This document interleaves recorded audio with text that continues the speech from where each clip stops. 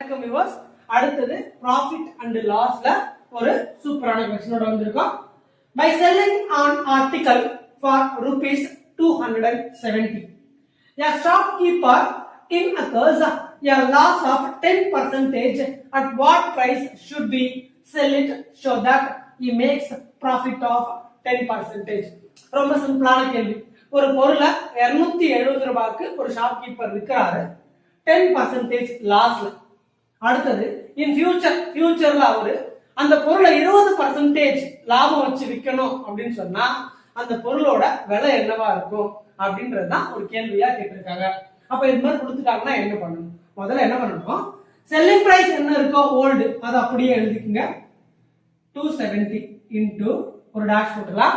இப்ப மேல ஒரு வேல்யூ எழுத போறோம், கீழே ஒரு வேல்யூ எழுத போறோம். அந்த வேல்யூ எப்படி கண்டுபிடிக்கணும் அப்படின்னா, எப்பவுமே கீழே இருக்கிற வேல்யூ வந்து பாத்தீங்கன்னா பாஸ்ட் வேல்யூவா இருக்கணும், மேல இருக்கிற வேல்யூ வந்து பாத்தீங்கன்னா ஃபியூச்சர் வேல்யூவா இருக்கணும். பாஸ்ட்னா ஏற்கனவே அந்த பொருளை அவர் எவ்வளவுக்கு வித்திருக்காரு அப்படின்னு பாத்தீங்கன்னா 10% லாஸ்ட்ல வித்திருக்காரு. பர்சன்டேஜ்னால 100, அதனால என்ன பண்ணுங்க 100ல இருந்து இந்த 10 கழிச்சிருங்க. அப்ப 100 மைனஸ் 10. அடுத்தது ஃபியூச்சர்ல அவர் எவ்வளவு ஆசைப்படுறாரு, 20% ப்ராஃபிட்டா வைக்கணுமா. அப்போ 100 கூட 20 ஆட் பண்றீங்க, முடிஞ்சு போச்சு.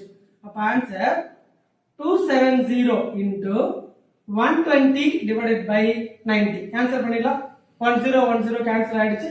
1 9s are 9, 3 9s are 27. அப்ப 0 ஆட் பண்ணிக்கலாம். So 3 into 12, 3 12s are 6, 3 36. ஒரு 0 ஆட் பண்ணினா so therefore rupees 360க்கு அந்த பொருளை அவரு வித்திருப்பாரு. ஸோ அவ்வளோதான். இது ஒரு எளிமையான கொஸ்டின் தான். இந்த மாதிரி நிறைய கொஸ்டின்ஸை நீங்க தெரிஞ்சுக்கணும்னு ஆசைப்பட்டீங்கன்னா நம்ம சேனலை சப்ஸ்கிரைப் பண்ணுங்க. மறக்காம உங்க ஃப்ரெண்ட்ஸ் எல்லாருக்குமே ஷேர் பண்ணிக்கோங்க. தேங்க்யூ.